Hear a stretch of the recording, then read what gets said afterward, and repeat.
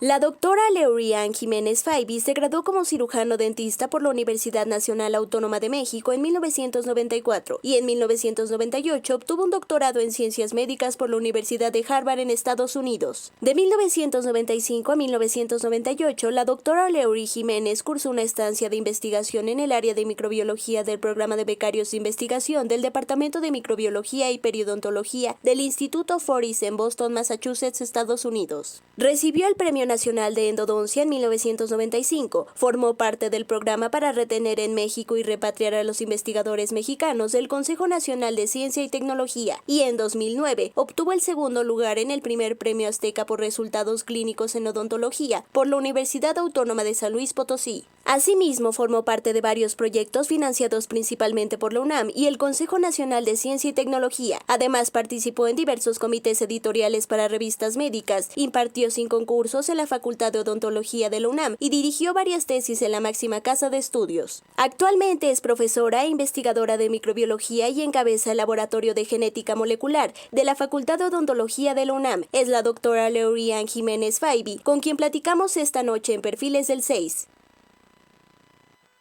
Bienvenida, doctora Laurianne Jiménez Faibi, precisamente para platicar sobre la situación del COVID a casi ya 7 meses de que se tomaran estas medidas en nuestro país. Muchísimas gracias, muy buenas noches.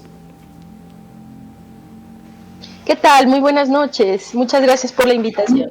Al contrario, usted ha sido una voz muy crítica y por ello preguntarle cómo evalúa usted la respuesta que dio en este segundo informe el presidente en torno a cómo se ha atendido por parte del gobierno el tema del COVID-19.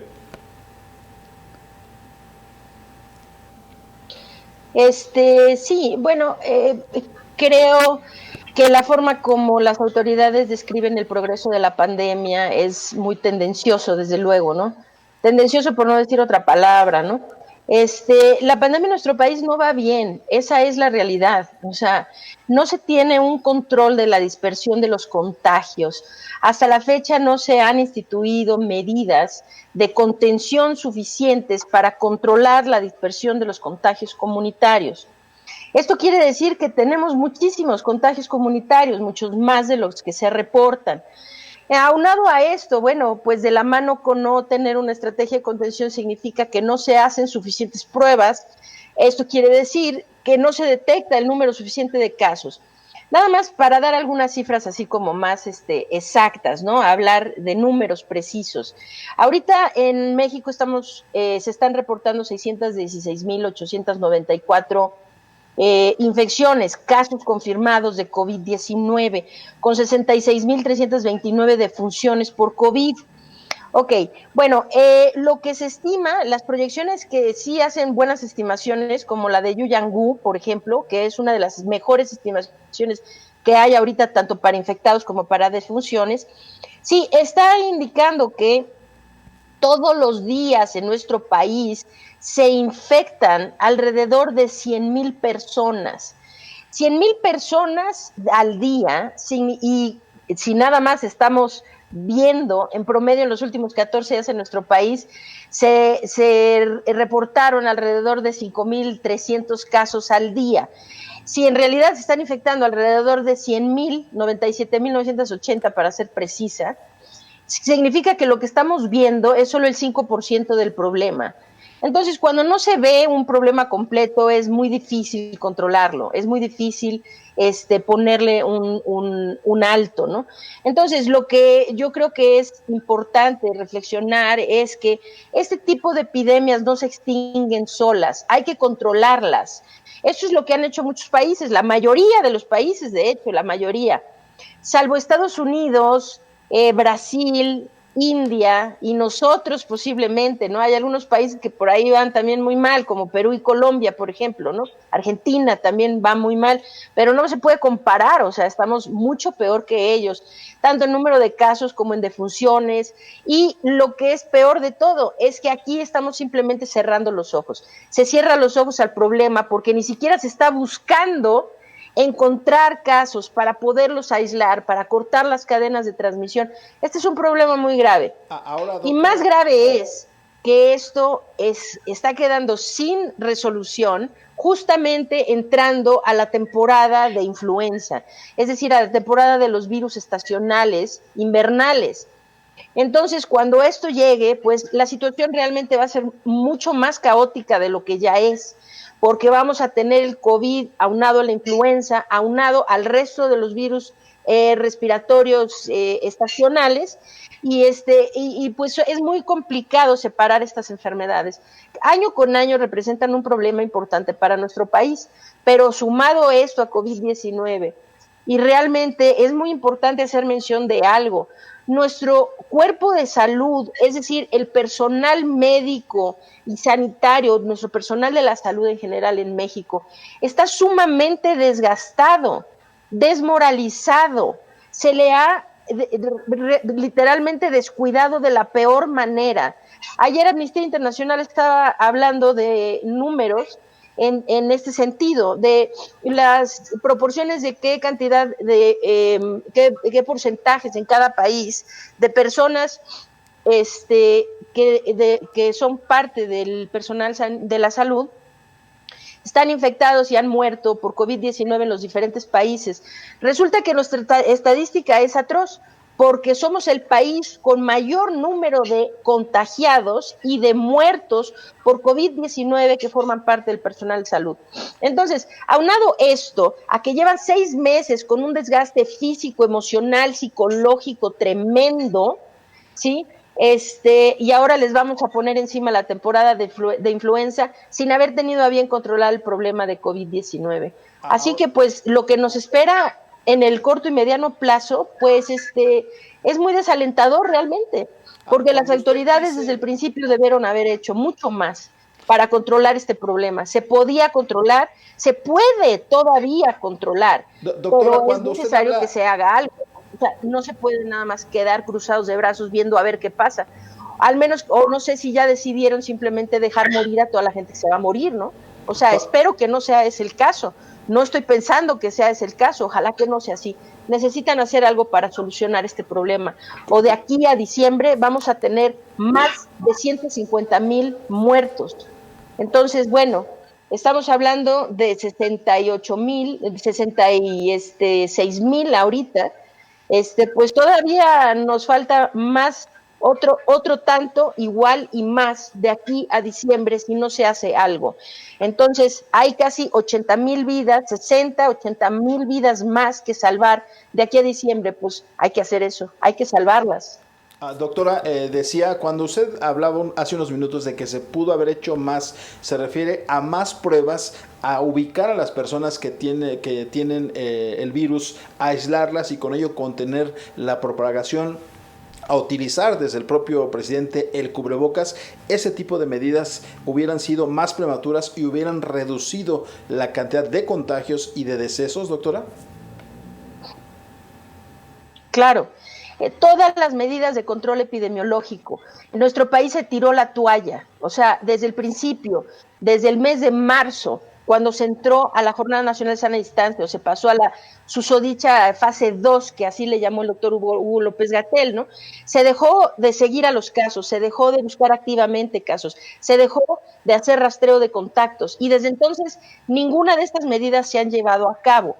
Aunado a esto, nuestro país nunca ha tenido ninguno de los 4 brazos principales del control epidemiológico. En nuestro país se desestimó el control de las fronteras, o sea, el control de la migración y del tránsito interno del país, mismas que son medidas que han sido mucho más que súper bien probadas en muchos países diferentes como una estrategia fundamental para el control epidemiológico. China es un caso es precioso de esto, ¿no? Ellos han tenido, después de Wuhan, después del brote primero, el primario que se dio en la ciudad de Wuhan, han tenido pues 4 o 5 brotes adicionales. A veces ni nos enteramos porque ahí pues tienen un sistema de control muy importante. Lo primero es que tienen una vigilancia muy estricta, detectan cuando hay muy pocos casos y donde hay 2 o 3 casos, pues se van con todo a esa población. Se van con todo, es decir, medidas de contención. Muchas pruebas a todo mundo, detectan a los casos positivos, los aíslan selectivamente a los casos positivos para cortar las cadenas de transmisión, pero mientras tanto nadie sale, nadie entra, nadie se mueve en ese pueblo. Lo que esto les ha permitido a los chinos es mantener los brotes muy bien localizados. Entonces, y el resto del país sigue con sus actividades. Es decir, que este golpe tan realmente catastrófico que estamos teniendo también a la economía, ¿verdad? Porque la economía y la pandemia pues van de la mano, no se pueden desligar, o sea, son 2 problemas que se tienen que manejar al unísono. Entonces, bueno, pues este problema los chinos no lo van a tener como nosotros, pero eso pudimos ser nosotros. Es decir, que si se había detectado casos en la Ciudad de México, se pudo evitar que los casos también se dieran en el resto de la República, habiendo controlado bien las fronteras, o sea, el tránsito tanto interno del país como de las fronteras. Esto es uno. Nunca se han hecho suficientes pruebas y muestra de esto es que somos el país con el índice de positividad más alto de todos, ¿no? Creo que nada más el día de hoy nos rebasó Argentina, imagínense nada más, pero estamos por arriba del 50% en índice de positividad a nivel nacional, o sea, pues es una vergüenza. La Organización Mundial de la Salud indica que para estar hablando de que existe algún tipo de control de la pandemia en un país, el índice de positividad debe estar por debajo del 5%. Aquí estamos hablando de abrir escuelas con positividad arriba del 50%. Hay estados como Oaxaca que se pasaron al semáforo amarillo teniendo más del 60% de positividad. Bueno, pues esto pues es realmente una negligencia que va a llevar a mucha gente a morir, que ya está llevando a mucha gente a morir, Entonces, que ya ha llevado a mucha gente a morir. inadecuada pues el pronóstico de Hugo López-Gatell de probablemente en octubre pasar ya a semáforo verde con este diagnóstico que nos da como ejemplo lo de Oaxaca, doctora. No, pues esperemos que no vaya a ser eso, porque eso sería absolutamente criminal. O sea, entendamos lo siguiente, mientras la positividad esté muy alta, eso significa que hay muchos contagios en la comunidad. Significan 2 cosas, significa que hay muchos contagios en la comunidad y significa que nuestro país, pues desde luego no está haciendo suficientes pruebas. Entonces, necesita tener más pruebas para que sepamos con mejor precisión cuántos casos son en realidad los que tenemos y poder aislar y entonces empezar a contener la dispersión. Pues esto no se hace. Entonces, no van a hacer más pruebas, pues por lo menos tienen que mantener la seguridad del pueblo, ¿no? O sea, porque pues si el gobierno tiene una responsabilidad, es precisamente eso, ¿no? La vida de los ciudadanos, la vida, la seguridad, la salud de los ciudadanos. Esto de que dijo, en octubre va a pasar los semáforos a verde, ¿basado en qué? O sea, es decir, que basado en qué criterio pueden pasar a toda la República a verde justo antes del inicio de la temporada de influenza, que es cuando peor se va a poner todo, ¿sí? Y además teniendo este tipo de índices de positividad. O sea, para que los escuchas o las personas que nos ven tengan una idea más o menos, ¿no? De cómo está la situación y lo dramático y un poco insensato lo que está ocurriendo. La semana pasada, ¿no? En el semáforo se pasaron 10 estados a color amarillo, ¿no? Mire, es que el paso de los semáforos y la movilización de las personas no puede tener que ver con la conveniencia de los políticos, con qué es lo que les conviene, ¿no?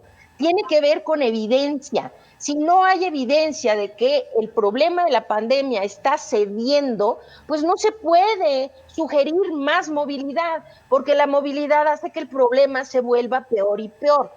Entonces, pues se tenía que hacer todo lo que no se ha hecho, contención que no se ha hecho hasta la fecha, siguen con la cosa de no hacerlo, el uso del cubrebocas, mitigación, es decir, realmente mensajes claros, mensajes no contradictorios. Un día sirve, otro día no. A veces sirve cuando uno está en el transporte, pero otros días tampoco ahí importa. O sea, ha sido una serie de mensajes contradictorios. Fíjense nada más en los estados. Un parámetro que se puede realmente considerar es el índice de positividad. Y en términos del índice de positividad, vamos a hablar, pasan a Oaxaca a semáforo amarillo con el 62.9% de positividad, a Veracruz con el 61.8% de positividad, a Guerrero con el 54.5%, a Chihuahua con el 47.8%, a Tamaulipas con el 44.10%, y así me puedo seguir con el resto. Es decir, la misma Organización de la Salud se está yendo en contra de los lineamientos internacionales. Es decir, la propia Organización de la Salud indica que no se puede pensar en movilizar a las personas si la positividad no está por debajo del 5%. Entonces, algo que sí es muy problemático es esta, que pues yo lo vi más que otra cosa como una amenaza, ¿no? Como que nos amenazó, vamos a pasar a verde todo. Porque, a ver, la gente necesita entender esto. Cuando se pase a verde van a mandar a todos los niños a la escuela. Y eso de verdad va a ser un crimen si es que las autoridades a sabiendas de que no han controlado el problema, ¿qué van a hacer? ¿Mandar a los niños al matadero? ¿O qué es lo que va a pasar? Porque no sé si las autoridades no están viendo las noticias que están pasando internacionalmente. En Estados Unidos ya hicieron este triste y trágico experimento, que fue de abrir las escuelas antes de controlar adecuadamente el problema.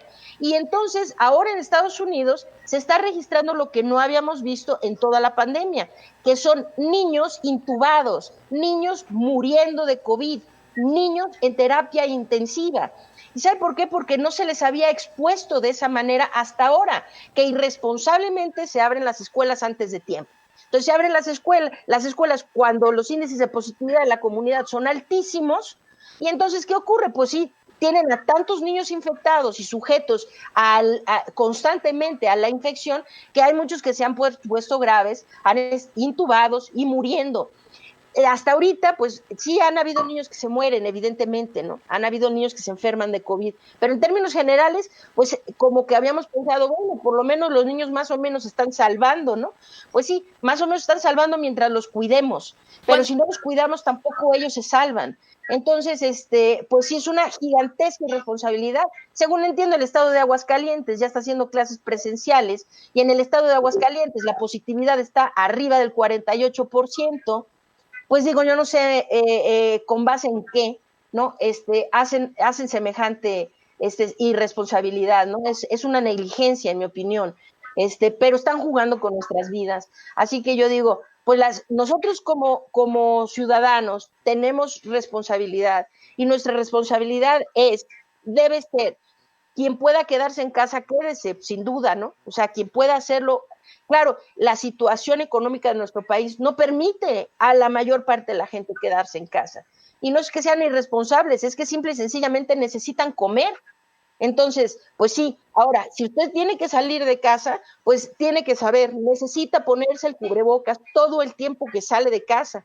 Y ponérselo así no es suficiente. Necesita taparse nariz y boca correctamente, nariz y boca, esto. Y esto lo tiene que hacer todas las veces que salga de casa, esté en donde esté. Esto nos ayudaría grandemente.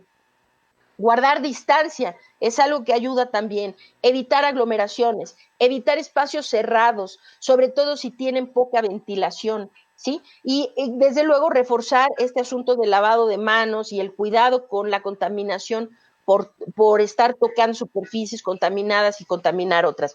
Todo esto es muy importante, lo que nosotros podemos hacer. Ahora, la realidad es que le toca al gobierno solucionar el problema. Esto hubiera sido mucho más fácil de solucionar si lo hubieran hecho en marzo, ¿verdad? En febrero o marzo, Claro. Cuando debieron hacerlo. Doctora, y en Pues ese ahora mismo... es más complicado, pero se puede, sí se puede hacer. En ese sentido, doctora, entonces, dando con base a estas estimaciones de elevados números de contagios, queda rebasado el semáforo epidemiológico. Lo comento porque el gobierno, con base al número de hospitalizaciones, es como va midiendo el retroceso o el avance precisamente del comportamiento de la pandemia en nuestro país, y con ello determina el semáforo. Así es. Mire, es muy triste sugerir lo que voy a sugerir y no lo voy a sugerir, lo voy a hacer directamente, ¿sí? El semáforo epidemiológico no sirve para nada, es un despropósito, es un absoluto despropósito. Y déjeme explicarle por qué. O sea, el semáforo serviría muy bien, desde luego, pero si consideraran otras variables para hacerlo. En nuestro país hay muchas camas disponibles porque la gente no va a tiempo al hospital, porque la gente llega demasiado tarde al hospital y al llegar al hospital se muere muy rápido. Esto quiere decir que pronto desocupan las camas y por eso hay muchas camas. Pero haciendo las cosas como se están haciendo, que no se admite en el hospital, en los hospitales mexicanos, no se admiten pacientes que vengan con síntomas leves o moderados de COVID. Es decir, se admiten solamente aquellos casos que ya están muy enfermos. Entonces, una persona que tiene un COVID avanzado, la realidad es que hay muy poco que hacer médicamente por esa persona. Si en nuestro país hiciera lo que hacen en Corea del Sur o en Alemania, por ejemplo, en Japón, en Taiwán, en Vietnam, en Nueva Zelanda, que es seguir los casos, es decir, si usted se enferma de COVID y lo confirma, no le dicen, ahí le va su paracetamol, váyase a su casa y regrese cuando usted se sienta muy mal, sino que le dicen, a ver, primero pues déjeme aislarlo, le voy a poner aquí en un lugar cómodo, va a estar aislado, mejor aislarlo de su familia también para no infectarlos a ellos, vamos a traer a su familia, vamos a hacerle pruebas también porque hay que cuidar también a su familia, si usted está infectado, ellos podrían también estarlo, se encargan de los infectados y en que se encargan de los infectados les dan tratamiento oportuno, tratamiento temprano, o sea, el secreto de disminuir la pérdida de vidas, de disminuir las muertes, para decirlo de forma simple, por COVID-19, es atender los casos de forma muy temprana. Es decir, no tenemos ningún medicamento para matar al virus, para inactivar al virus una vez que infectó a una persona, ¿ok? Pero lo que sí podemos hacer es detener el daño que el virus le causa a una persona. Entonces, si detectamos los síntomas muy temprano y detenemos la enfermedad, esa persona ya no se complica, ya no requiere hospitalización y evidentemente no se va a morir. Y cuando se recupere, se va a recuperar sin tener secuelas, ¿ok? Entonces, esta es la diferencia. Ahora, se admiten muy tarde al hospital y entonces quieren ponerse la medalla. Me está usted preguntando si el semáforo funciona. Todo ese mecanismo que hicieron del semáforo hubiera estado padrísimo, realmente, muy bien. Es como una logística muy bien pensada, se ve bonito, todo, pues, o sea, está bien gráficamente y todo lo que usted quiera, ¿no? Pero el detalle es que usa la variable equivocada. Entonces, por eso es un despropósito el semáforo, porque decir, vamos a cambiar el semáforo conforme tengamos más camas, pero en nuestro país tener una cama no es sinónimo de ofrecerle vida a una persona. Se tienen camas y se sigue muriendo la gente. Quiere decir que el número de camas no está vinculado con salvar vidas. O sea, es decir, hay muchas camas y la gente se sigue muriendo. Entonces, ¿de qué caramba sirven las camas si la gente sigue muriendo? Y si se utiliza ese marcador, pues qué bueno que nos digan que tiene muchas camas, mejor que nos dijeran que no tenemos muertos, ¿verdad? Entonces, vamos a poner, fíjese nada más, en la revista Forbes ayer, el señor Nathaniel Parrish publica un artículo que es realmente aterrador, ¿no? O sea, es decir, más del 80% de la gente que muere de COVID en nuestro país nunca llegó siquiera al ventilador. O sea, ni siquiera llegó, se le ofreció el ventilador. Es decir, hay que tener muy claro, ofrecer una terapia intensiva y un ventilador a una persona que se está muriendo de COVID es ofrecerle medicina terminal. Sí, el término medicina terminal se refiere a esa medicina que se hace en el último de los casos, una persona que ya casi no tiene posibilidades de sobrevivir y se hace el último esfuerzo para dar la última esperanza de vida, aunque se sabe que las probabilidades de sobrevivir son muy pocas. Entonces, ofrecerle ventilador a una persona con COVID es ofrecerle medicina terminal. Se sabe que solamente el 5 o el 10 o máximo el 15% de las personas que dan al ventilador van a sobrevivir en nuestro país, ¿sí? O sea, no es ofrecer vida. A eso voy, que el parámetro tiene que ser la positividad, por ejemplo, cómo están los contagios, porque cada contagiado es un potencial enfermo. Cada enfermo es un potencial hospitalizado y cada hospitalizado es un potencial muerto, ¿sí? Entonces, si cortamos los contagios, entonces sí ofrecemos vida. Ahora, los que ya están contagiados, si ofrecemos medicina temprana, pues entonces sí ofrecemos vida. Pero ofrecer camas bajo la premisa que la gente no se puede hospitalizar, al menos que ya esté muy enferma, pues ese tipo de camas, ofrecer ese tipo de camas no es ofrecer vida. Entonces, pues bueno, el problema del semáforo no es el semáforo en sí. El problema del semáforo es que se utiliza la variable equivocada. Se tendría que saber cómo están los contagios en esa comunidad, hasta que, como dice la Organización Mundial de la Salud, es decir, hasta que no disminuyen los contagios en esa población, entonces sí se puede hablar. Hasta si disminuyen por debajo del 20%, entonces ya pueden abrir algunos giros comerciales, hacer alguna movilización. Si bajan del 10%, entonces un poquito más. Si bajan del 5%, pues ya casi todo. Y si están por debajo del 2%, entonces pueden abrir escuelas. Pero esos son los lineamientos de la OMS.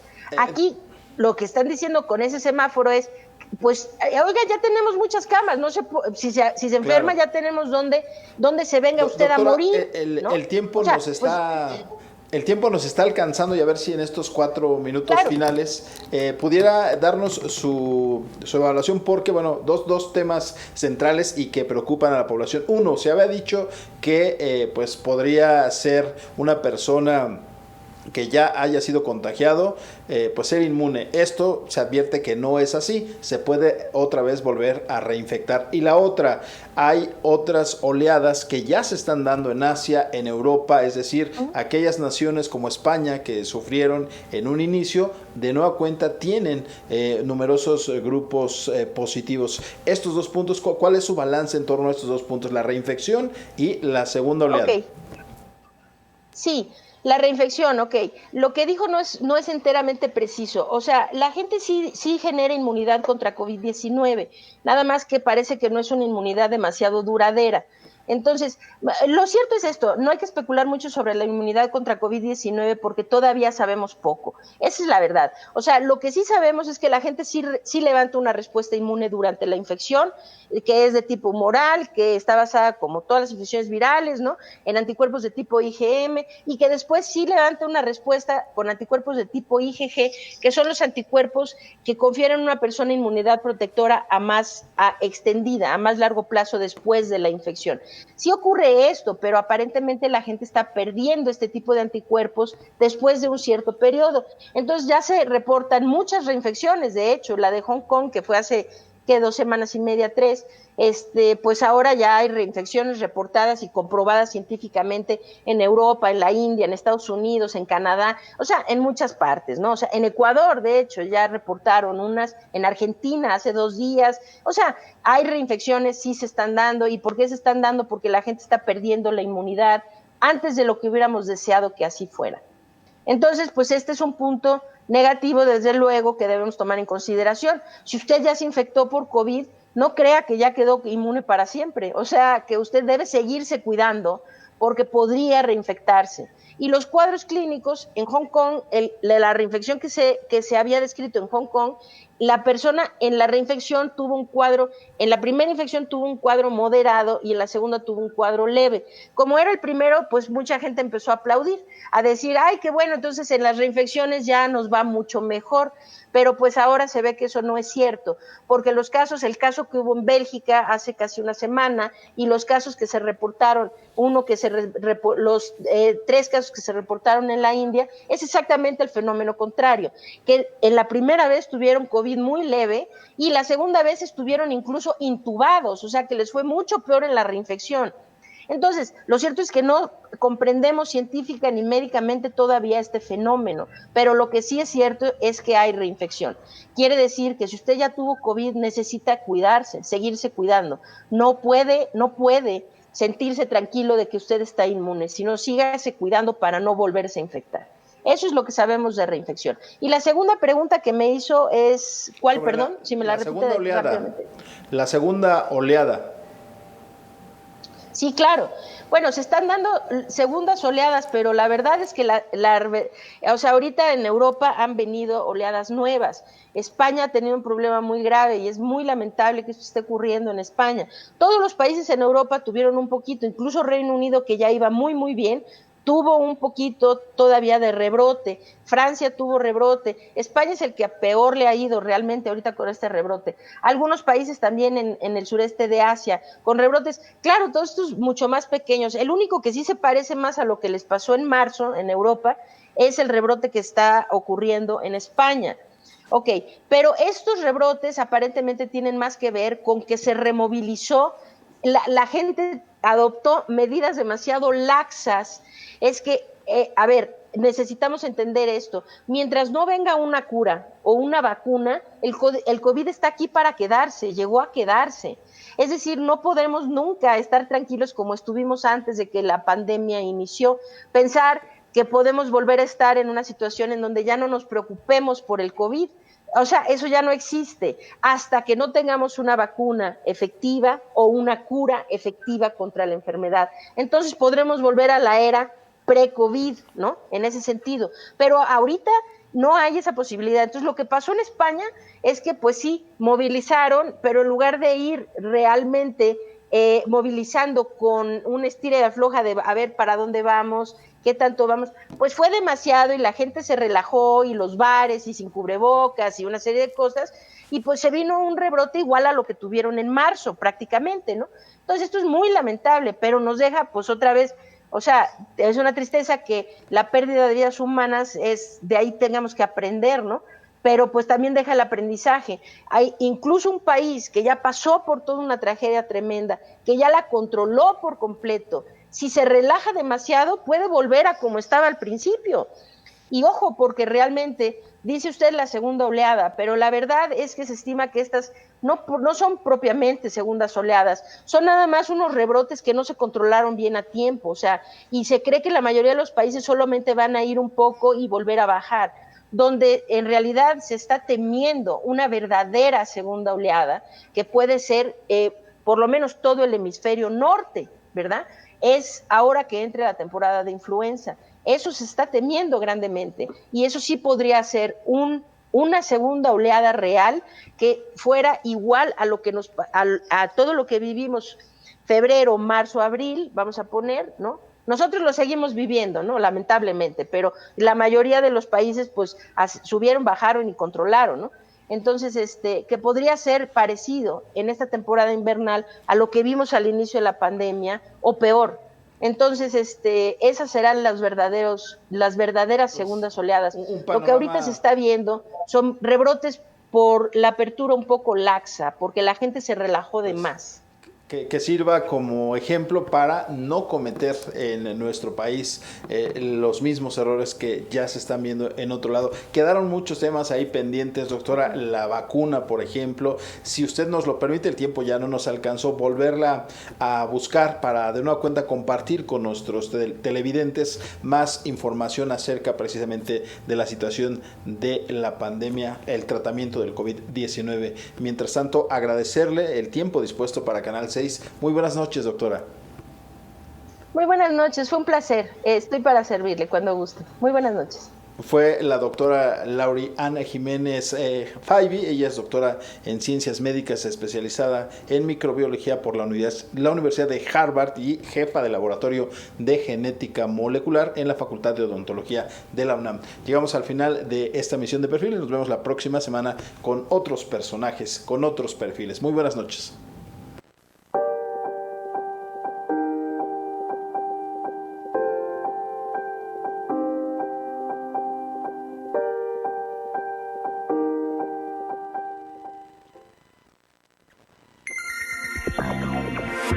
Yeah.